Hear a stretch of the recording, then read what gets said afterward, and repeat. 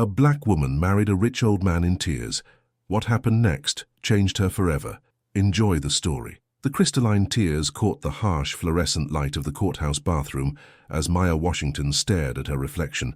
Her trembling fingers traced the delicate lace of her wedding dress, a pristine white gown that felt more like a burial shroud than a symbol of love. At 17, her mahogany skin glowed with youth, but her dark eyes held the weight of a woman forced to abandon her dreams. Through the thin walls she could hear the murmur of guests gathering in the adjacent room, their voices a distant echo of a life that was no longer hers to choose. Her grandmother's pearl earrings, the only heirloom her family possessed, caught the light as she tilted her head, wondering if this would be the last time she recognized the girl in the mirror. The decision had been made over her kitchen table 3 weeks ago. Her parents' weathered hands folded in desperation as they explained the offer. Maya had listened in stunned silence as they described Mr. Charles Whitmore, a 70-year-old oil executive from Houston with properties spanning 3 states and a bank account that could solve every problem her family had ever known. Her mother's voice had cracked when she whispered, "Baby, this is our only way out. You understand, don't you?" Maya had understood perfectly. She understood that her beauty had become currency, her future a transaction, her heart a sacrifice on the altar of financial survival. The girl who had dreamed of attending Howard University, of writing novels that would change the world, was being traded like livestock. The supporting characters emerged like shadows in Maya's shrinking world. Her mother, Patricia, oscillated between guilt and determination, constantly rearranging Maya's hair and dress while avoiding her daughter's eyes. Her father, Robert, stood rigid and silent, his jaw clenched with the shame of a man who had run out of options. Maya's younger brother, Marcus, barely 15, watched the proceedings with confused anger, asking questions no one wanted to answer. The wedding planner, Mrs. Henderson, bustled about with professional efficiency, treating the ceremony like any other business transaction. Even Maya's best friend, Keisha, had been forbidden from attending, her parents claiming it would be inappropriate for her to witness what everyone knew was not a celebration but a surrender. The ceremony itself passed in a haze of disconnected moments. Maya felt her body moving through the motions, while her spirit retreated to some distant, safe place inside herself. The judge's words sounded like they were coming from underwater. Mr. Whitmore's hand was cold and liver-spotted when he slipped the ring onto her finger. His kiss tasted of old tobacco and resignation. The handful of witnesses applauded politely, but Maya noticed how quickly the sound died in the sterile courthouse air. When they signed the marriage certificate, her hand shook so violently that her signature looked like a child's scrawl. As they walked toward the waiting car, a gleaming black Cadillac that would carry her to her new life, Maya caught her reflection in the courthouse window and barely recognized the hollow-eyed girl staring back. What would become of the dreams she was leaving behind? Maya's new home was a sprawling colonial mansion in River Oaks, Houston's most exclusive neighborhood, where every blade of grass seemed manicured to perfection and silence hung heavy as velvet drapes. The first weeks were a careful dance of avoidance and politeness.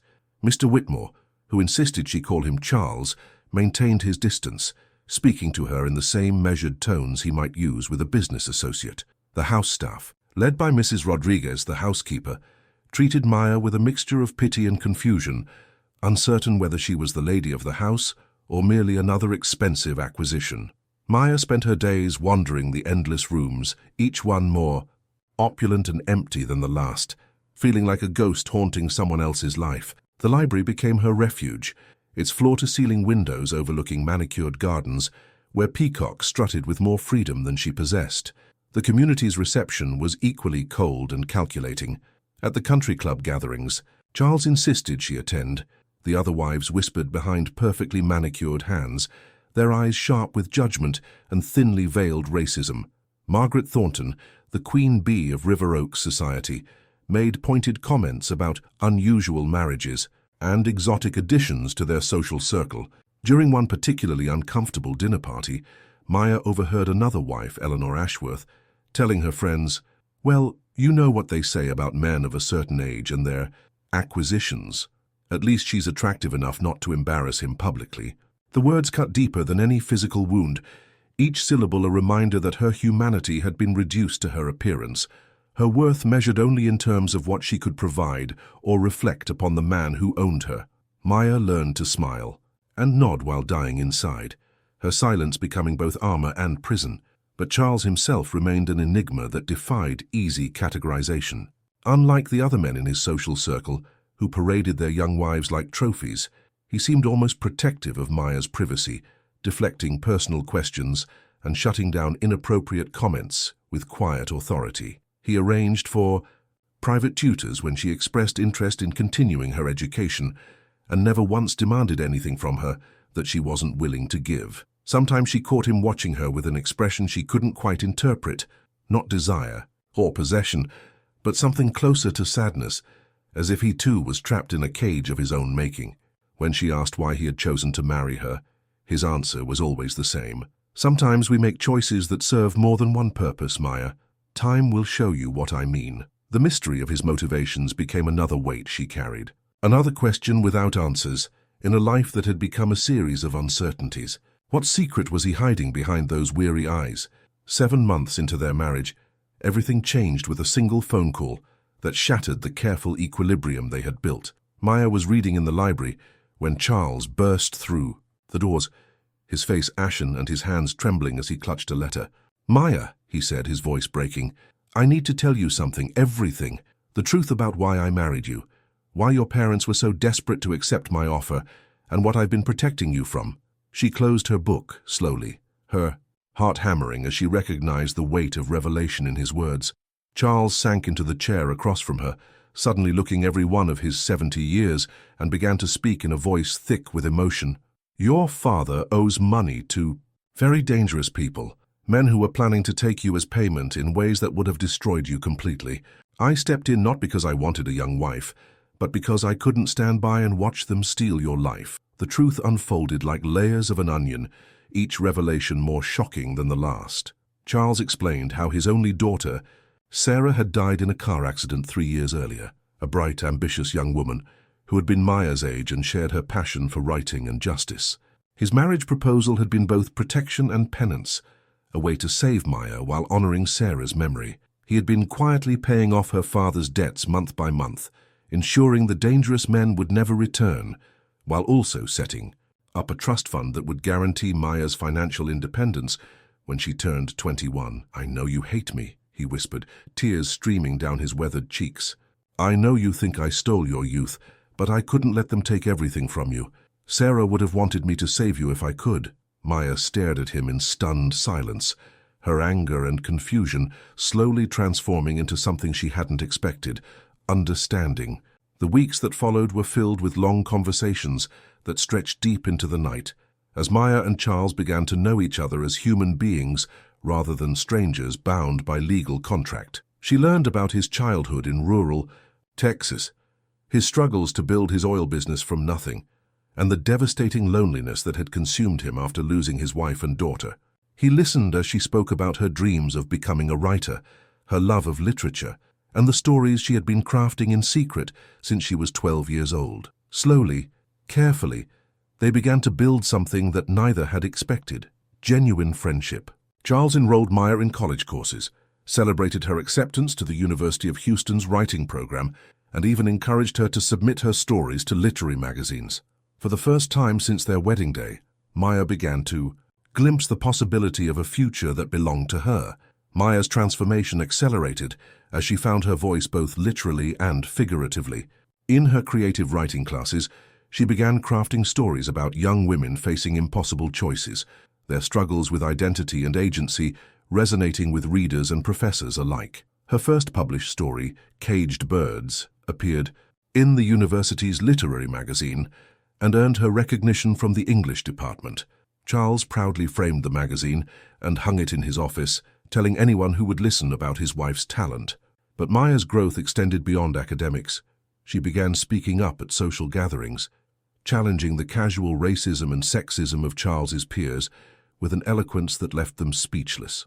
When Margaret Thornton made another snide comment about gold diggers, Maya's response was swift and cutting. "I suppose it's easier to judge others than to examine why your own marriage requires a prenup and separate bedrooms." The shocked silence that followed marked a turning point in how the community saw her. She was no longer just Charles's young wife. She was a force to be reckoned with. The relationship between Maya and Charles deepened into something neither had anticipated. Not romantic love, but a profound partnership built on mutual respect and shared purpose. Charles began consulting Maya on business decisions. Valuing her sharp mind and fresh perspectives, she helped him establish the Sarah Whitmore Foundation, dedicated to providing educational scholarships for young women from disadvantaged backgrounds. Together, they traveled to speak at conferences about social justice and economic empowerment, their unlikely partnership challenging assumptions wherever they went. Maya's writing gained national attention when her essay Arranged Hearts, A Marriage of Survival and Dignity was published in The Atlantic, sparking conversations about choice, agency, and the complex ways people can save each other. Charles had given her the platform, but Maya had built her own stage. Have you ever experienced or know someone who has experienced a situation where what seemed like the worst thing that could happen actually led to unexpected growth and opportunity? Share your thoughts in the comments below. The pivotal moment came during Maya's junior year, when Charles suffered a mild heart attack that forced both of them to confront the temporary nature of their arrangement. As Maya sat beside his hospital bed, holding his frail hand and reading him passages from the novel she was writing, she realized that somewhere along the way, her feelings had evolved far beyond gratitude or partnership. She had come to love this man, not as a husband in the traditional sense, but as the father she had never had, the mentor who had believed in her when no one else would, the protector who had sacrificed his own reputation to save her future. When he recovered and spoke again about annulling their marriage so she could find real love with someone her own age, Maya's response surprised them both. "Charles, you gave me back my life when everyone else was ready to sell it. That's the deepest love I've ever known." Their relationship had transcended the boundaries of conventional marriage to become something entirely their own. Maya's confrontation with her past came when her parents visited Houston for her college graduation, their faces a mixture of pride and lingering shame. Her mother wept when she saw Maya's transformed confidence, her academic achievements, and the respect she commanded in Charles's social circles. "I'm sorry," Patricia whispered during a private moment. "I know what we did was wrong, but we were so scared, so desperate." Maya looked at her mother with compassion she had never thought possible. "You made an impossible choice in an impossible situation, but you also chose a man who saw my worth beyond a transaction. In trying to save me, you accidentally gave me the keys to save myself." Her father struggled more with accepting how their decision had ultimately empowered rather than destroyed their daughter, but even he couldn't deny the remarkable woman Maya had become. The family healing wasn't complete, but it was a beginning. What secrets was Maya still hiding that would reshape everything once more? The resolution came with Maya's graduation summa cum laude from the University of Houston, where she delivered the valedictorian speech to a crowd of thousands. Standing at the podium in her cap and gown, she looked out at Charles, who beamed with paternal pride from the front row, and her parents, whose faces shone with tears of joy and redemption. Her speech, titled "The Freedom to Become," spoke about the unexpected paths that lead to self-discovery and the difference between being saved and learning to save oneself. 3 years ago, she told the audience, "I thought my life was ending. I was wrong, it was beginning. Sometimes our greatest victories come disguised as our most devastating defeats. Sometimes the people who save us are not who we expected, and sometimes we discover that the cage we thought imprisoned us was actually the key to a door we didn't know existed." The standing ovation that followed lasted 5 full minutes, and Maya felt every moment of her journey crystallize into this single triumphant instant. Maya's story concluded not with a traditional fairy tale ending, but with something far more powerful: the establishment of her own foundation dedicated to empowering young women facing impossible choices. Using the inheritance, Charles insisted on giving her, along with her own earnings from her increasingly successful writing career.